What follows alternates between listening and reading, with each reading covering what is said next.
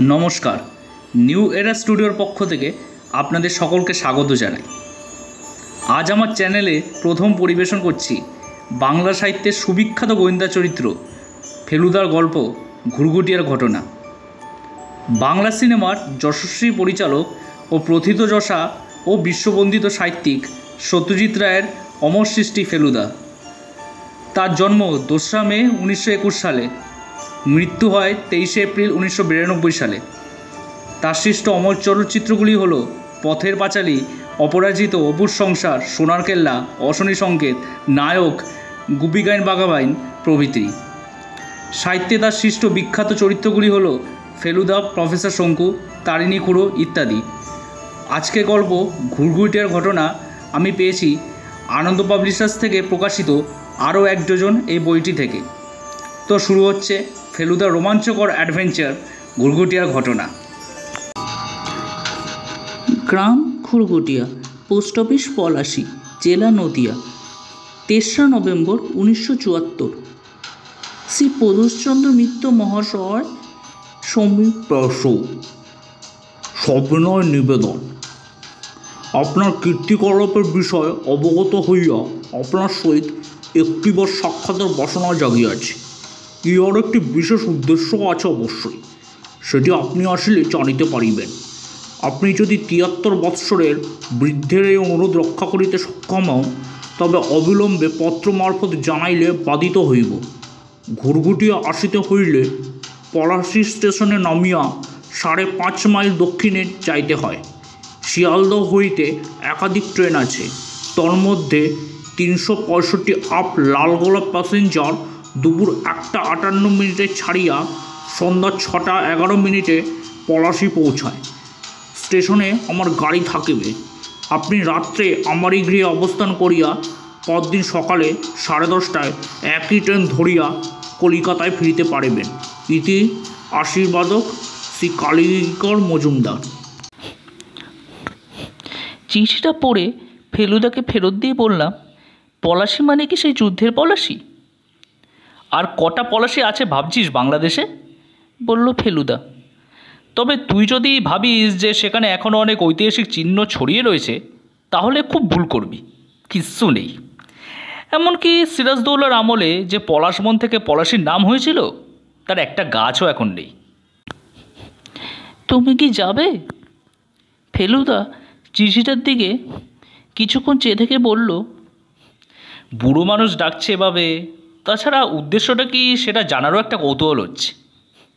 আর সবচেয়ে বড় কথা, পাড়াগে শীতকালের সকাল সন্ধ্যেতে মাঠের ওপর কেমন ধোঁয়া জমে থাকে দেখেছিস? গাছগুলো গুঁড়ি আর মাথার ওপরটা খালি দেখা যায়। আর সন্ধ্যেটা নামে ঝপ করে, আর তারপরেই কনকনে ঠান্ডা। আর না, এসব কতকাল দেখিনি। তোপসে দে তো একটা পোস্টকার্ড। চিঠি পৌঁছাতে 3-4 দিন লেগে যেতে পারে হিসেব করি ফেলুদা যাবার তারিখটা জানিয়েছিল কালীকিঙ্কর মজুমদারকে।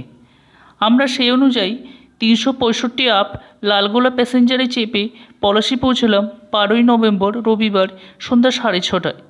ট্রেনের কামরা থেকেই ধানক্ষেতের উপর ছপ করে সন্ধে নামা দেখছি। স্টেশনে যখন পৌঁছলাম তখন চারিদিকে বাতি টাতি জ্বলে গেছে, যদিও আকাশ পুরোপুরি অন্ধকার হয়নি। কালেক্টর বাবুর কাছে টিকিট দিয়ে বাইরে বেরিয়ে যে গাড়িটা চোখে পড়ল, সেটাই যে মজুমদার মশাইয়ের গাড়ি তাতে কোনো সন্দেহ নেই। এরকম গাড়ি আমি কখনও দেখিনি। ফেলুদা বলল, ছেলেবেলায় একাত্তা দেখে থাকতে পারে, তবে নামটা শোনা এটুকু বলতে পারে। কাপড়ের হুডোওয়ালা অ্যাম্বাসাডারের চেয়ে 1.5 লম্বা আমেরিকান গাড়ি, নাম হাফমোবিল। গায়ের গাঢ় লাল রং এখানে ওখানে চটে গেছে, হুডের কাপড়ে 3 জায়গায় তাপ্পি। তাও কেন জানি গাড়িটাকে দেখলে বেশ সমীয় হয়। এমন গাড়ির সঙ্গে উদ্দীপনা ড্রাইভার থাকলে মানাতো ভালো।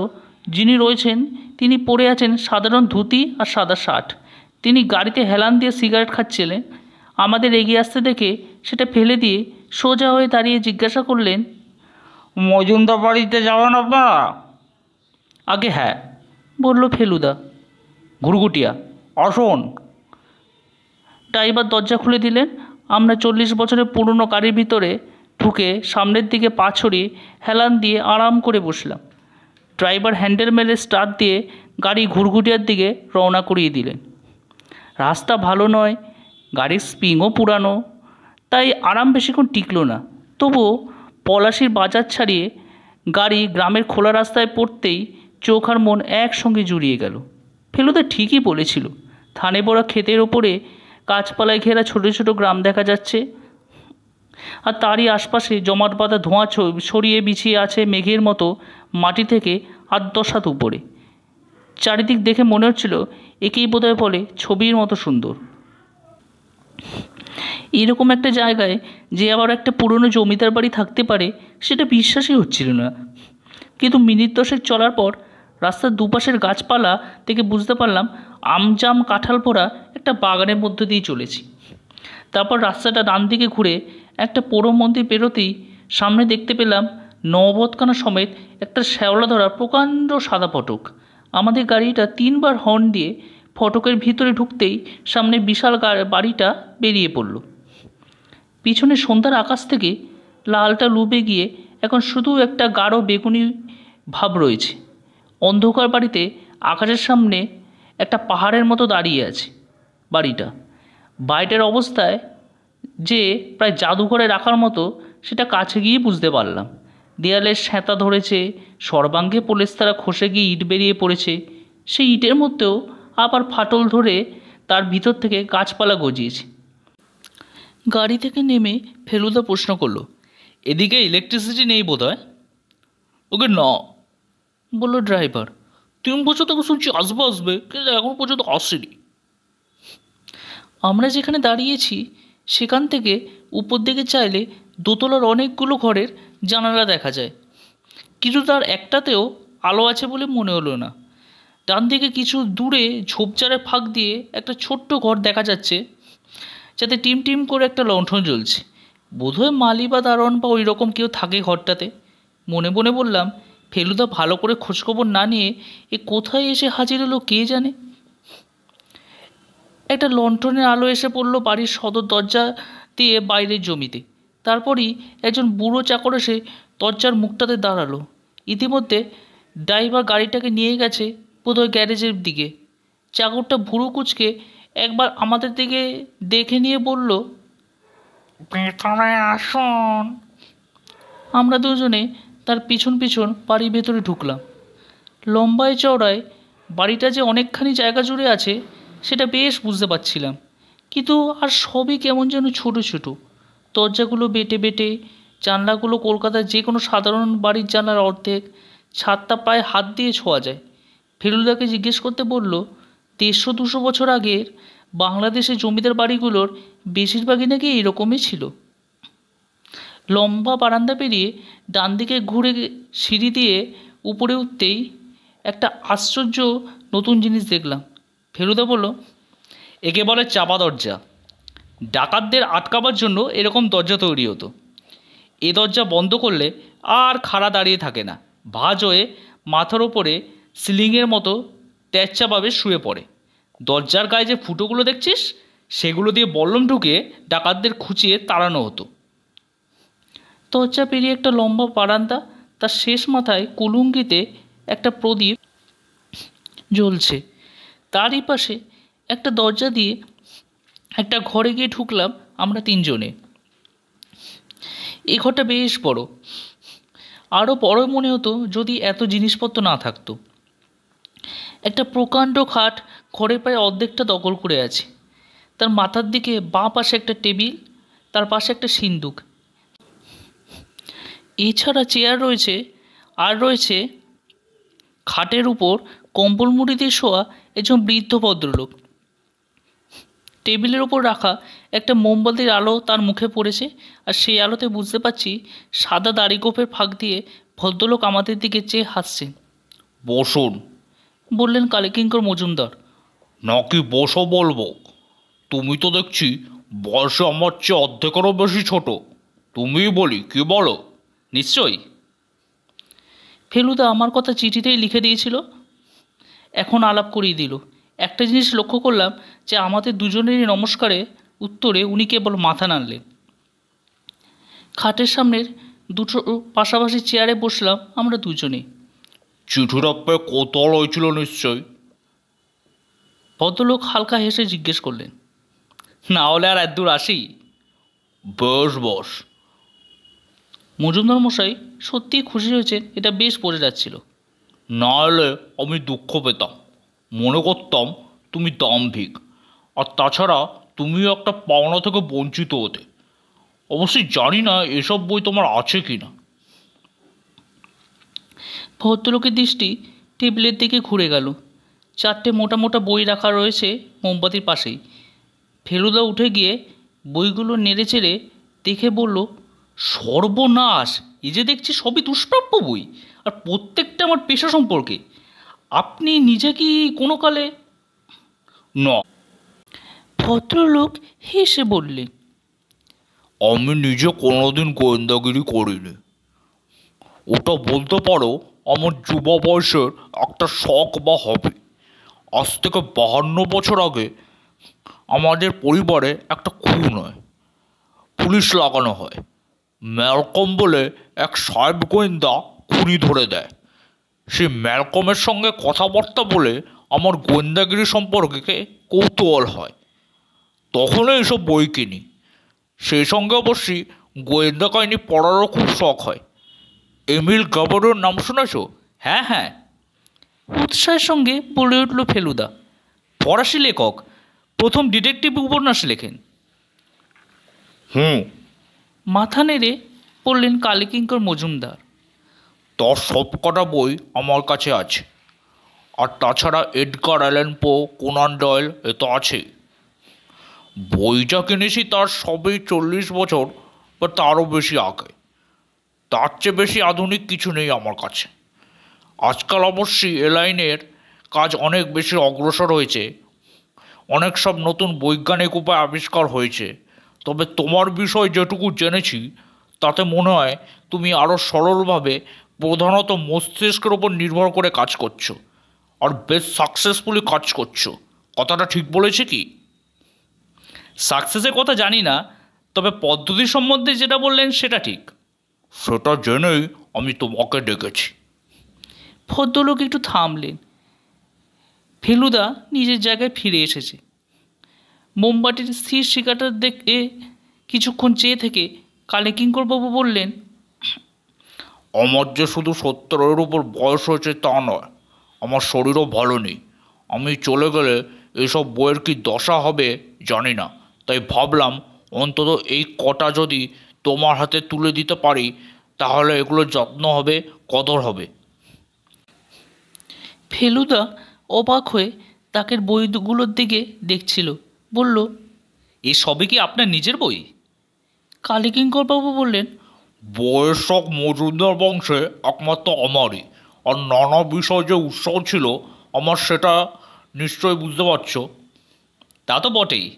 আর্কিওলজির বই রয়েছে, আর্টের বই, বাগান সম্বন্ধে বই, ইতিহাস, জীবনী, ভ্রমণ কাহিনী, এমনকি থিয়েটারের বইও তো দেখছি। তার মধ্যে কিছু বেশ নতুন বলে মনে হচ্ছে। এখনও বই কেনেন নাকি? তা কিনি বই কি। রাজেন বলে আমার একটি ম্যানেজার গোছের লোক আছে, তাকে মাসে 2-3 বার কলকাতায় যেতে হয়। তখন লিস্ট করে দিই, ওই কলেজ স্ট্রিট থেকে নিয়ে আসি। ফেলুদা টেবিলের ওপর রাখা বইগুলোর দিকে দেখে বলল, আপনাকে যে কি বলে ধন্যবাদ দেব বুঝতে পারছি না। কালীকিঙ্করবাবু বললেন, বইগুলো নিজের হাতে করে তোমার হাতে তুলে দিতে পারলে আরও বেশি খুশি হতাম, কিন্তু আমার দুটো হাতই অকেজ হয়ে আছে। আমরা দুজনেই একটু অবাক হয়ে ভদ্রলোকের দিকে চাইলাম। উনি হাত দুটো কম্বলের তলায় ঢুকিয়ে রেখেছেন ঠিকই, কিন্তু সেটার যে কোনো বিশেষ কারণ আছে সেটা বুঝতে পারিনি। অথরিটিস জানো তো, যাকে সোজা বাংলায় বলে গেটে বাত। হাতের আঙুলগুলো আর ব্যবহার করতে পারি না। এখন অবশ্যই আমার ছেলে কিছুদিন হলো এখানে এসে রয়েছে, নইলে আমার চাকর গোকুলই আমাকে খাইয়ে টাইয়ে দেয়। আপনার চিঠিটা কি আপনার ছেলে লিখেছিলেন? না, ওটা লিখেছিল রাজেন। বৈষয়িক ব্যাপারগুলো ওই দেখে।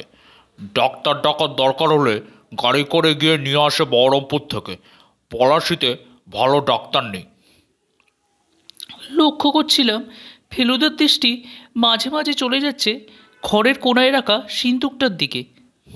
ও বলল, আপনার সিন্দুকটার একটু বিশেষত্ব আছে বলে মনে হচ্ছে। তালা চাবির ব্যবস্থা নেই দেখছি, কম্বিনেশনে খুলে বুঝি? কালীকিঙ্কর বাবু হেসে বললেন, ঠিক ধরেছ। একটা বিশেষ সংখ্যা আছে, সেই অনুযায়ী নবটা ঘোরালে তবে খোলে। এসব অঞ্চলে এককালে ডাকাতদের খুব উপদ্রব ছিল জানো তো। আমার পূর্বপুরুষই তো ডাকাতি করে জমিদার হয়েছে। তারপর আবার আমরাই ডাকাতের হাতে লাঞ্ছনা ভোগ করেছি। তাই মনে হয়েছিল তালার বদলে কম্বিনেশন করলে হয়তো আরেকটু নিরাপদ হবে। কথাটা শেষ করে ভদ্রলোক ভুরু কুঁচকে কি যেন ভাবলেন, তারপর তার চাকরের নাম ধরে একটা হাঁক দিলেন। গোকুল, অগোকুল। প্রায় সঙ্গে সঙ্গে পুরো গোকুল এসে হাজির হলো। কালীকিঙ্কর বাবু বললেন, একবার খাঁচাটা আনতো গোকুল, এদের দেখাবো। গোকুল কয়েক সেকেন্ডের মধ্যেই একটা খাঁচায় একটা টিয়া নিয়ে এসে হাজির। মোমবাতির আলোয় টিয়ার চোখ দুটো জলজল করছে। কালীকিঙ্কর বাবু পাখিটার দিকে চেয়ে বললেন, বলো তো মা, ত্রিনয়ন ত্রিনয়ন বলো তো। কিছুক্ষণ সব চুপচাপ। তারপর আশ্চর্য পরিষ্কার গলায় পাখি বলে উঠল, আমি তো পাখিকে এত পরিষ্কার কথা বলতে কখনো শুনিনি। কিন্তু ওখানেই শেষ না, সঙ্গে আরও দুটো কথা জুড়ে দিল টিয়া। তারপর আবার পুরো কথাটা পরিষ্কার করে বলে উঠল টিয়া।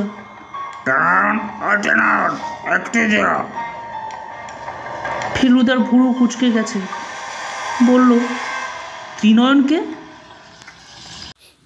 কালীকিঙ্কর বাবু হো হো করে হেসে উঠে বললেন, সেটি বলবো না তোমাকে, শুধু এটুকু বলবো যে যেটা বলছে সেটা হলো একটা সংকেত। 12 ঘন্টা সময় আছে তোমার। দেখো তো তুমি সংকেতটা বার করতে পারো কি না। আমার সিন্দুকের সঙ্গে সংকেতটার যোগ আছে বলে দিলাম। ফেলুদা বলল, টিয়াকে ওটা শেখানোর পিছনে কোনো উদ্দেশ্য আছে কি না সেটা জানতে পারি কি? নিশ্চয় পারো, বললেন কালীকিঙ্কর মজুমদার।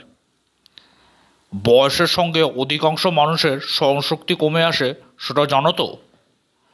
বছর 3 আগে একদিন সকালে হঠাৎ দেখি সিন্দুকের সংকেতটা মনে আসছে না। বিশ্বাস করবে, সারা দিন চেষ্টা করে নম্বরটা মনে করতে পারিনি। শেষটায় মনে পড়ল মাঝরাত্রিরে। নম্বরটা লিখে রাখিনি কোথাও, কারণ কখন যে কার কী অভিসন্ধি হয় সেটা তো বলা যায় না। তাই মনে হয়েছিল ওটা মাথায় রাখাই ভালো। আমার ছেলে জানতো, কিন্তু সে থাকে বাইরে বাইরে। তাই পরদিনই একটা টিয়া সংগ্রহ করে নম্বরটা একটা সাংকেতিক চাটা দিয়ে পাখিটাকে পড়িয়ে দিই। এখনও মাঝে মাঝেই সংকেতটা বলে ওঠে। অন্য পাখি যেমন বলে রাধাকিষণ বা ঠাকুর ভাত দাও। ফেলুদা সিন্দুকটার দিকে দেখছিল। হঠাৎ ভ্রুকুটি করে চেয়ার ছেড়ে উঠে এগিয়ে গেল সেটার দিকে। তারপর ফিরে এসে টেবিলের উপর থেকে মোমবাতিটা তুলে নিয়ে আবার গেল সিন্দুকটার দিকে। কি দেখছো ভাই? বললেন কালীকিঙ্কর বাবু। তোমার ডিটেকটিভের চোখে কিছু ধরা পড়লো নাকি?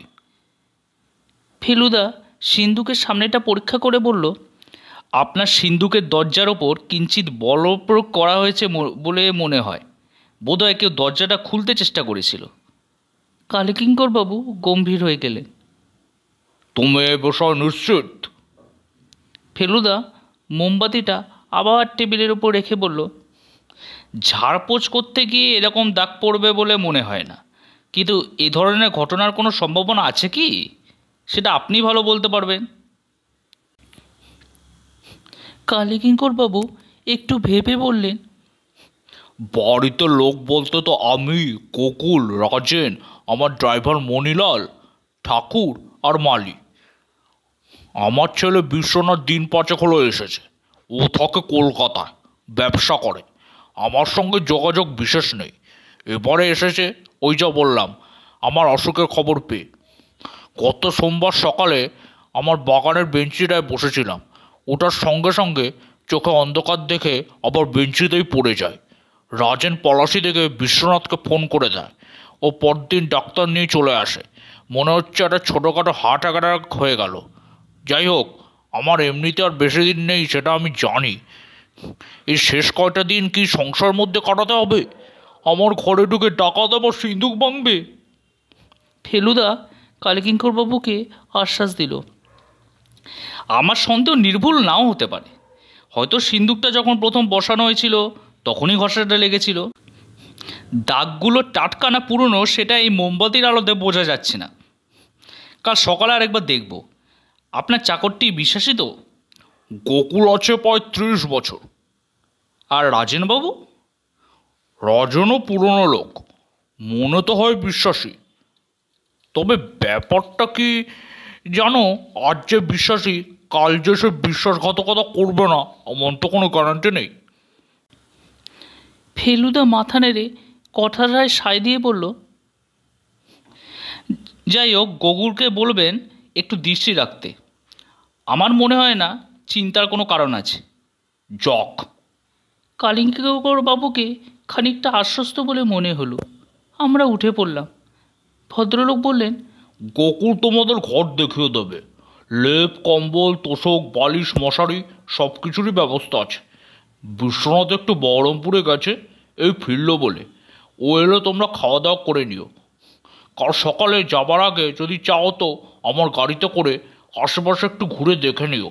যদিও দ্রষ্টব্য বলে খুব যে একটা কিছু আছে তা নয়। ফেলুদা টেবিলের উপর থেকে বইগুলো নিয়ে এলো। গুড নাইট করার আগে কালীকিঙ্করবাবু আরেকবার হেয়ালির কথাটা মনে করিয়ে দিলেন। ওটার সমাধান করতে পারলে তোমাকে আমার গ্যাবারোস সেটটা উপহার দেব। গোকুল আমাদের সঙ্গে নিয়ে দুটো বারান্দা পেরিয়ে আমাদের ঘর দেখিয়ে দিল। আগে থেকেই ঘরে একটা লণ্ঠন রাখা ছিল। সুটকেস আর হোলডলও দেখলাম ঘরের এক কোণে রাখা রয়েছে। কালীকিঙ্করবাবু ঘরের চেয়ে এ ঘরটা ছোট হলো, জিনিসপত্র কম থাকাতে হাঁটা চলার জায়গা এটাতে একটু বেশি। ফর্সা চাদর পাতা খাটের ওপর বসে ফেলুদা বলল, সংকেতটা মনে পড়ছে তোপসে? এই রে, ত্রিনয়ন নামটা মনে আছে, কিন্তু সমস্ত সংকেতটা জিজ্ঞেস করে ফেলুদা প্যাচে ফেলে দিয়েছে। পারলি না তো? ঝোলা থেকে আমার খাতাটা বার করে সংকেতটা লিখে ফেল। গ্যাবোরের বইগুলোর ওপর বেজায় লোভ হচ্ছে। খাতা পেন্সিল নিয়ে বসার পর ফেলুদা বলল, আর আমি গোটা গোটা অক্ষরে লিখে ফেললাম, ত্রিনয়ন ও ত্রিনয়ন একটু জিরো। লিখে নিজেরই মনে হলো, এ আবার কীরকম সংকেত? এর তো মাথা মুন্ডু কিছুই বোঝা যায় না। ফেলুদার সমাধান করবে কি করে? ফেলুদা এদিকে বিছানা ছেড়ে উঠে গিয়ে জানলা খুলে বাইরে দেখছে। জ্যোৎস্না রাত, বোধহয় পূর্ণিমা। আমি ফেলুদার পাশে গিয়ে দাঁড়ালাম। এটা বাড়ির পিছন দিক। ফেলুদা বলল, একটা পুকুর টুকুর গোছের কিছু আছে বলে মনে হচ্ছে ডান দিকটায়। ঘন গাছপালার ফাঁক দিয়ে দূরে জল চিকমিক করছে, সেটা আমিও দেখেছি। এক টানা ঝিঝি ডেকে চলেছে, তার সঙ্গে এইমাত্র যোগ হলো শেয়ালের ডাক। আমার মনে হলো এত নির্জন জায়গায় এর আগে কখনো আসেনি। জানালা দিয়ে ঠান্ডা হাওয়া আসছিল। ফেলুদা পাল্লা দুটো বন্ধ করতেই একটা মোটরের আওয়াজ পেলাম। এটা অন্য গাড়ি, সেই বিশাল প্রাচীন আমেরিকান গাড়ি নয়। বিশ্বনাথ মজুমদার এলেন বলে মনে হচ্ছে। ফেলুদা মন্তব্য করলো, তার মানে এবার খেতে ডাকবে। সত্যি বলতে কি, বেশ খিদে পেয়ে গিয়েছিল। একটায় ট্রেন ধরবো বলে সকালে খেয়ে বেরিয়েছি। পথের আনাঘাট স্টেশনে অবশ্যই মিষ্টি আর চা খেয়ে নিয়েছিলাম। হয়তো এমনিতে খিদে পেত না, কারণ ঘড়িতে বলছে সবেমাত্র 8টা বেজেছে। কিন্তু এখানে তো আর কিছু করার নেই, এমনকি লণ্ঠনের আলোতে বইও পড়া যাবে না। তাই মনে হচ্ছিল খেয়ে দিয়ে কম্বলের তলায় ঢুকতে পারলে মন্দ হয় না। এতক্ষণ খেয়াল করিনি, এবার দেখলাম আমাদের ঘরের দেওয়ালে একটা ছবি রয়েছে, আর ফেলুদা সেটার দিকে চেয়ে আছে। ফটো নয়, আঁকা ছবি, আর বেশ বড়। সেটা যে কালীকিঙ্করবাবুর পূর্বপুরুষের ছবি তাতে কোনো সন্দেহ নেই। খালি গায়ে বসে আছেন বাবু চেয়ারের ওপর, পাকানো গোঁফ, কাঁধ অবধি লম্বা চুল, টানা টানা চোখ, আর বিরাট চওড়া কাঁধ। মুগুর ভাজা কুস্তি করা শরীর। ফিস ফিস করে বলল ফেলুদা। মনে হচ্ছে ইনি সেই প্রথম ডাকাত জমিদার। বাইরে পায়ের শব্দ। আমরা দুজনেই দরজার দিকে চাইলাম। গোকুল বাইরে একটা লণ্ঠন রেখে গিয়েছিল। তার আলোটা ঢেকে প্রথমে একটা ছায়া খড়ের মেঝেতে পড়ল, আর তারপর একটা অচেনা মানুষ চৌখাটের বাইরে এসে দাঁড়ালো। ইনি কি বিশ্বনাথ মজুমদার? না, হতেই পারে না। খাটো করে পরা ধুতি, গায়ে ছাই রঙের পাঞ্জাবি, ঝুপো গোঁফ আর চোখে পুরো চশমা। ভদ্রলোক গলা বাড়িয়ে ভুরু কুঁচকে বোধহয় আমাদের খুঁজছেন। কিছু বলবেন রাজেনবাবু? ফেলুদা প্রশ্ন করল। ভদ্রলোক যেন এতক্ষণ আমাদের দেখতে পেলেন। এবার সর্দি বসা গলায় কথা এলো। ছোটবাবু পেরেছেন, ভাত দিতে বলেছে, গোকুল আপনাদের খবর দেবে। রাজেনবাবু চলে গেলেন। কিসের গন্ধ বলো তো? আমি জিজ্ঞেস করলাম ফেলুদাকে। বুঝতে পারছিস না? ন্যাপথালিন। গরম পাঞ্জাবিটা সবেমাত্র বার করেছে ট্রাঙ্ক থেকে। রাজেনবাবুর পায়ের শব্দ মিলিয়ে যাবার সঙ্গে সঙ্গে আবার বুঝতে পারলাম আমরা কি আশ্চর্য থমথমে পরিবেশের মধ্যে রয়েছি। এরকম জায়গায় দিনের পর দিন মানুষ থাকে কি করে? ফেলুদা পাশে থাকলে সাহসের অভাব হবে না জানি, কিন্তু না থাকলে এ আদ্যিকালের পুরো জমিদার বাড়িতে 5 মিনিটও থাকার সাধ্য হতো না আমার।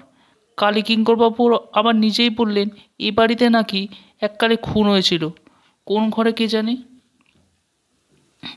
ফেলুদা এর মধ্যে লণ্ঠন সমেত টেবিলটাকে কাছে টেনে এনে খাটে বসে খাতা খুলে সংকেত নিয়ে ভাবা শুরু করে দিয়েছে। দু একবার যেন ত্রিনিয়ন বলে বিড়বিড়ও করতে শুনলাম। আমি আর কি করি, দরজা দিয়ে বেরিয়ে বাইরের বারান্দা গিয়ে দাঁড়ালাম। ওটা কি? বুকটা ধড়াস করে উঠল। কি জানি একটা নড়ে উঠেছে বারান্দার ওদিকটায়, যেখানে লণ্ঠনের আলো অন্ধকারে মিশে গেছে। তাতে দাঁত চেপে রইলাম অন্ধকারের দিকে। এবার বুঝলাম ওটা একটা বেড়াল। ঠিক সাধারণ সাদা বা কালো বেড়াল নয়, এটার গায়ে বাঘের মতো ডোরা। বেড়ালটা কিছুক্ষণ আমার দিকে একদৃষ্টে চেয়ে থেকে একটা হাই তুলে উল্টো দিকে ফিরে হেলতে তুলতে অন্ধকারের মধ্যে অদৃশ্য হয়ে গেল। তার কিছু পরে শুনলাম কর্কশ গলায় টিয়ার ডাক।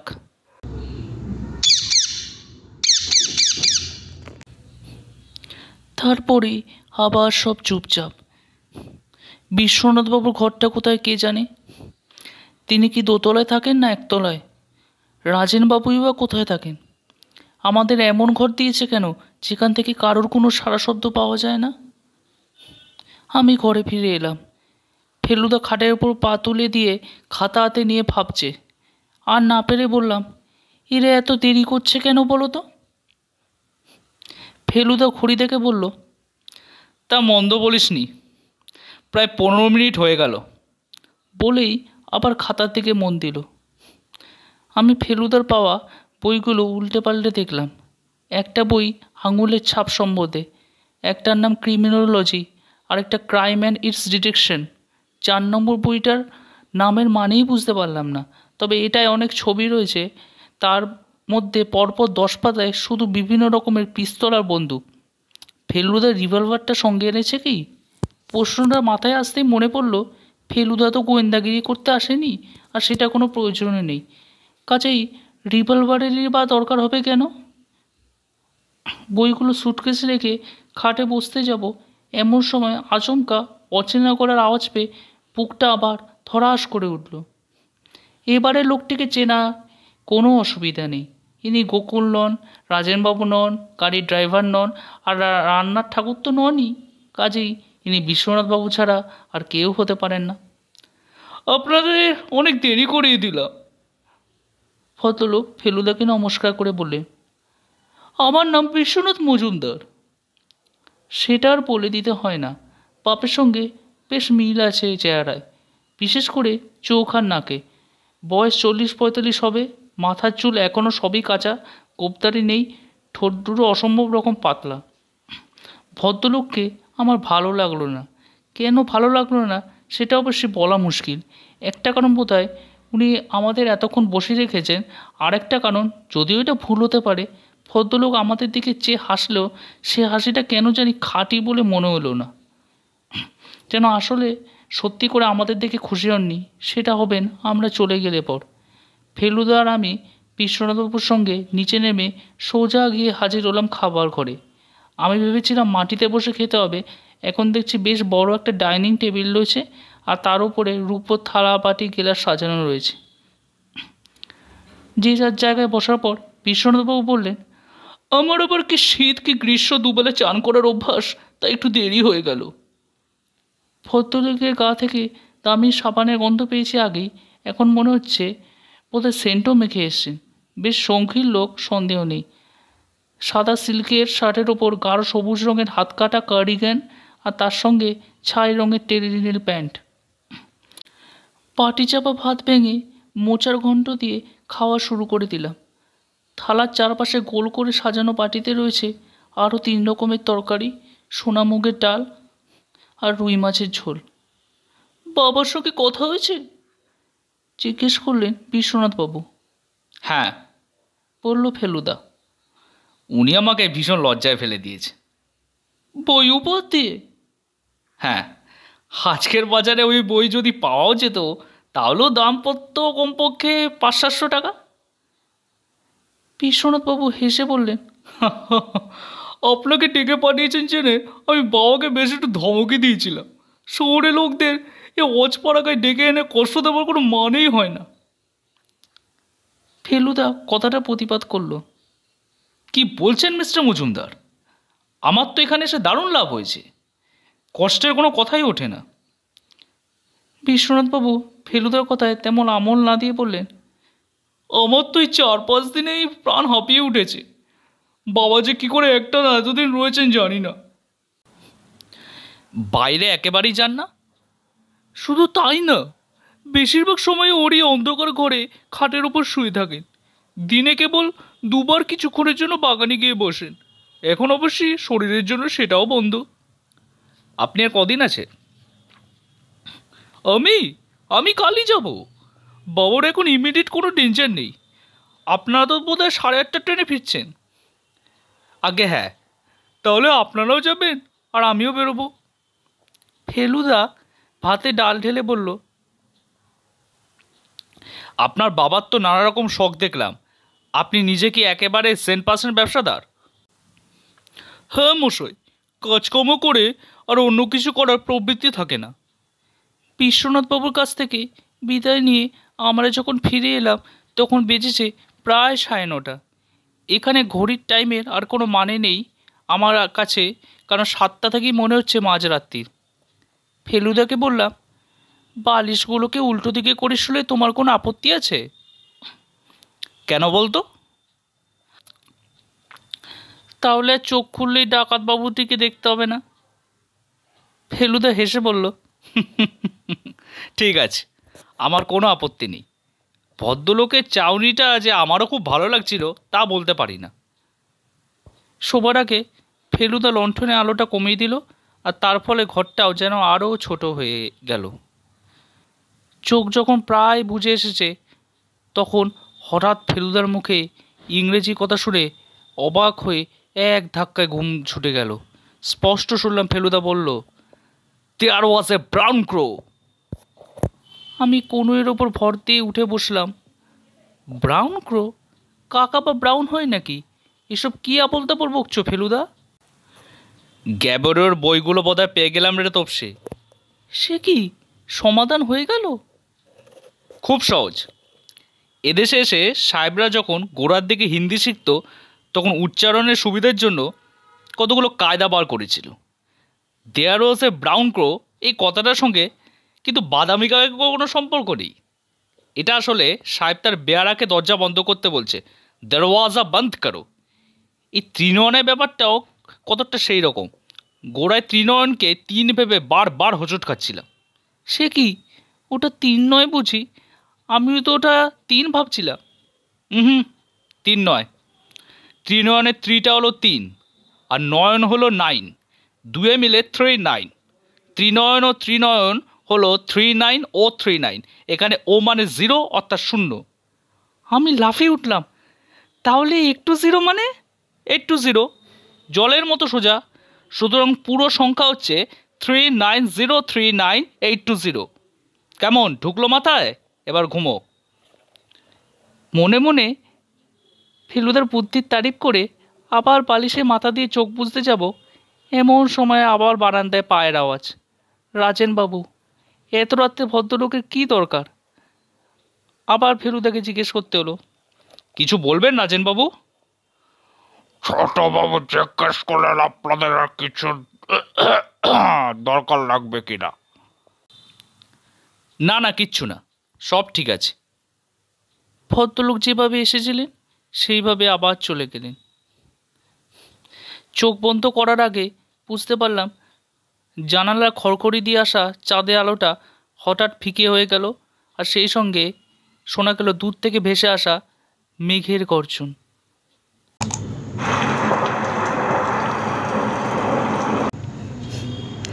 তারপর বেড়ালটা কোত্থেকে জানি দুবার ম্যাও ম্যাও করে উঠল।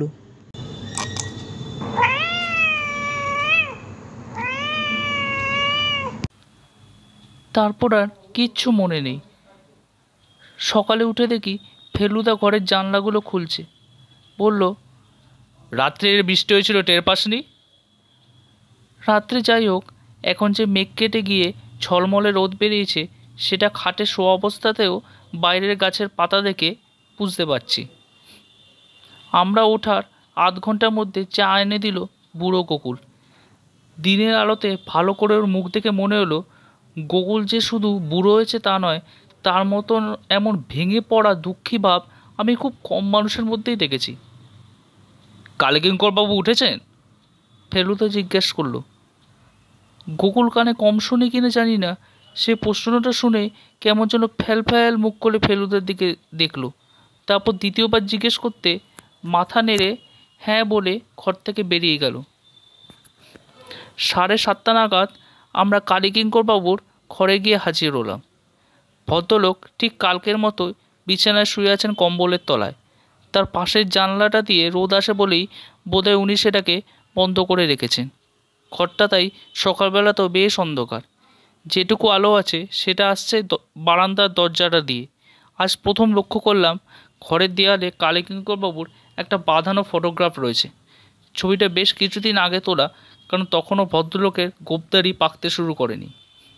ভদ্রলোক বললেন, ক্যাবলের বইগুলো আগে থেকে বার করে রেখেছি, কারণ আমি জানি তুমি সফল হবে। ফেলুদা বলল, হয়েছে কি না সেটা আপনি বলবেন। 39039820, ঠিক আছে? সব বস গোয়েন্দা। হেসে বলে উঠলেন কালীকিঙ্করবাবু। নাও, বইগুলো নিয়ে তোমার থলির মধ্যে পুড়ে ফেলো, আর দিনের আলোতে একবার সিন্ধুকের গায়ের দাগগুলো দেখো দেখি। আমার তো দেখে মনে হচ্ছে না ওটা নিয়ে চিন্তা করার কোনো কারণ আছে। ফেলুদা বলল, ঠিক আছে, আপনি নিশ্চিন্ত থাকলেই হলো। ফেলুদা আরেকবার ধন্যবাদ দিয়ে প্রথম ডিটেকটিভ ও ঔপন্যাসিকের লেখা বই-চারখানা তার ঝোলার মধ্যে পুরে নিল। তোমরা চা খেয়েছো তো? কালীকিঙ্করবাবু জিজ্ঞেস করলেন। আগে হ্যাঁ। ড্রাইভারকে বলা আছে গাড়ি বার করেই রেখেছে, তোমাদের স্টেশনে পৌঁছে দেবে। বিশ্বনাথ খুব ভোরে বেরিয়ে গেছে, বলল ওর 10টার মধ্যে কলকাতায় পৌঁছতে পারলে সুবিধা হয়। রাজেন গেছে বাজারে, গোকুল তোমাদের জিনিসপত্র গাড়িতে তুলে দেবে। তোমরা কি স্টেশনে যাবার আগে একটু আশেপাশে ঘুরে দেখতে চাও? ফেলুদা বলল, আমি ভাবছিলাম 10:30টার ট্রেনটার জন্য অপেক্ষা না করে এখনই বেরিয়ে পড়লে হয়তো 372 ডাউনটা ধরতে পারবো। তা বেশ তো, তোমাদের মতো শহরের লোকেদের পল্লীগ্রামে বন্দি করে রাখতে চাই না আমি। তবে তুমি আসাতে আমি যে খুবই খুশি হয়েছি সেটা আমার একেবারে অন্তরের কথা। কাল রাত্রিরের বৃষ্টিতে ভেজা রাস্তা দিয়ে গাড়িতে করে পলাশী স্টেশনের দিকে যেতে যেতে আমি সকালবেলার রোদে ভেজা ধান খেতে দৃশ্য দেখছি, এমন সময় শুনলাম ফেলুদা ড্রাইভারকে একটা প্রশ্ন করলো। স্টেশনে যাবার কি এছাড়া আর কোনো অন্য রাস্তা আছে? আগে না বাবু, বলল মনিলাল ড্রাইভার। ফেলুদার মুখ গম্ভীর। একবার ভাবলাম জিজ্ঞেস করি ও কি ভাবছে, কোনো সন্দেহের কারণ ঘটেছে কিনা, কিন্তু সাহস হলো না। রাস্তায় কাদা ছিল বলে 10 মিনিটের জায়গায় 15 মিনিট লাগলো স্টেশনে পৌঁছাতে। মাল নামিয়ে গাড়ি ছেড়ে দিলাম। ফেলুদা কিন্তু টিকিট ঘরের দিকে গেল না। মালগুলো স্টেশন মাস্টারের জিম্মায় রেখে আবার বাইরের রাস্তায় বেরিয়ে এলো। রাস্তায় সাইকেল রিক্সার লাইন। সবচেয়ে সামনের রিক্সা মালিকের কাছে গিয়ে ফেলুদা জিজ্ঞাসা করলো, এখানকার থানাটা কোথায় জানেন? জানি বাবু। চলুন তো, তারা আছে।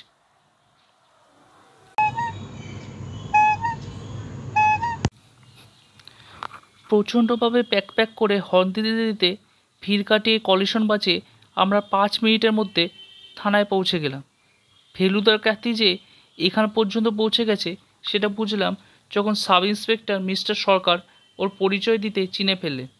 ফেলুদা বলল, ঘুরঘুটিয়ার কালীকিঙ্কর মজুমদার সম্বন্ধে কি জানেন বলুন তো? কালীকিঙ্কর মজুমদার?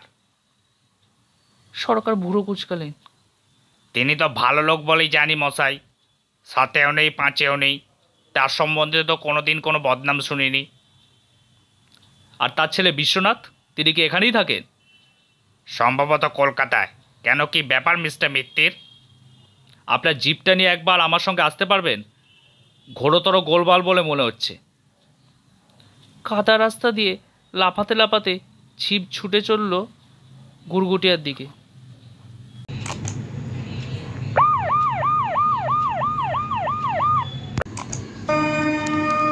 ফেলুদা প্রচণ্ড চাপা উত্তেজনার মধ্যে শুধু একটিবার মুখ খুলল, যদিও তার কথা আমি ছাড়া কেউ শুনতে পেল না। আর্থ্রাইটিস, সিন্ধুকে দাগ, ডিনারে বিলম্ব, রাজেনবাবুর গলা ধরা, ন্যাফথালিন, সব ছকে পড়ে গেছে রে তপসে। ফেলুমিত্তির ছাড়াও যে অনেক লোকে অনেক বুদ্ধি রাখে সেটা সবসময় খেয়াল থাকে না। মজুমদার বাড়ি পৌঁছে প্রথম যে জিনিসটা দেখে অবাক লাগলো সেটা হলো একটা কালো রঙের অ্যাম্বাসেডার গাড়ি। ফটকের বাইরে গাড়িটা দাঁড়িয়ে রয়েছে, এটাই নিঃসন্দেহে বিশ্বনাথবাবুর গাড়ি। জিপ থেকে নামতে নামতে ফেলুদা বলল, লক্ষ্য কর গাড়িটাতে কাদাই লাগেনি। এই গাড়ি সবেমাত্র রাস্তায় বেরোলো। বিশ্বনাথবাবুর ড্রাইভারই বোধ হয়, কারণ এই লোকটাকে আগে দেখিনি। আমাদের দেখে রীতিমতো খাবড়ে গিয়ে মুখ ফ্যাকাশে করে গেটের ধারে পাথরের মতো দাঁড়িয়ে রইল। তুমি এই গাড়ির ড্রাইভার? ফেলুদা প্রশ্ন করলো। হ্যাঁ। বিশ্বনাথবাবু আছেন? লোকটা ইতস্তত করছে দেখে ফেলুদার অপেক্ষা না করে সোজা গিয়ে ঢুকলো বাড়ির ভিতর। তার পিছনে দারোগা, আমি আর একজন কনস্টেবল। আবার সেই প্যাসেজ দিয়ে গিয়ে সেই সিঁড়ি দিয়ে দৌড়ে উপরে উঠে ফেলুদা এবং আমরা 3 জন সোজা ঢুকলাম কালীকিঙ্করবাবুর ঘরে। ঘর খালি, বিছানায় কম্বলটা পড়ে আছে, আর যা ছিল সব ঠিক তেমনি আছে, কিন্তু মালিক নেই। সর্বনাশ বলে উঠল ফেলুদা। সে সিন্দুকটার দিকে চেয়ে আছে, সেটা হাঁ করে খোলা। বেশ বোঝা যাচ্ছে তার থেকে অনেক কিছু বার করে নেওয়া হয়েছে। দরজার বাইরে গোকুল এসে দাঁড়িয়েছে। সে থরথর করে কাঁপছে, তার চোখে জল। দেখে মনে হয় যেন তার শেষ অবস্থা। তার ওপর হুমড়ি দিয়ে পড়ে ফেলুদা বলল, বিশ্বনাথবাবু কোথায়? পেছনের দরজা দিয়ে পড়েছেন। দেখুন তো মিস্টার সরকার। দারোগার কনস্টেবল অনুসন্ধান করতে বেরিয়ে গেল। শোনো গোকুল। ফেলুদা 2 হাত দিয়ে গোকুলের কাঁধ দুটোকে শক্ত করে ধরে ঝাঁকুনি দিয়ে বলল, একটিও মিথ্যে কথা বললে তোমায় হাজতে যেতে হবে। কালীকিঙ্করবাবু কোথায়? গোকুলের চোখ যেন ঠিকরে বেরিয়ে আসছে। আগে আগে তাকে খুন করেছেন। কে? ছোটবাবু। কবে? যেদিন ছোটবাবু এলে সেদিনই রাত্রিবেলা বাব্যাটা কথা কাটাকাটি হলো। ছোটবাবু সিন্ধুকের নম্বর চাইলেন, কর্তাবাবু বললেন আত্মীয় জানে, তার কাছ থেকে জেনে নিও, আমি বলবো না। তারপরে তার কিছুক্ষণ পরে ছোটবাবু আর তেনার গাড়ির ড্রাইভার বাবু দুজনে মিলে গোকুলের ঘোড়া ধরে এলো। বাকিটা তাকে খুব কষ্ট করে বলতে হলো।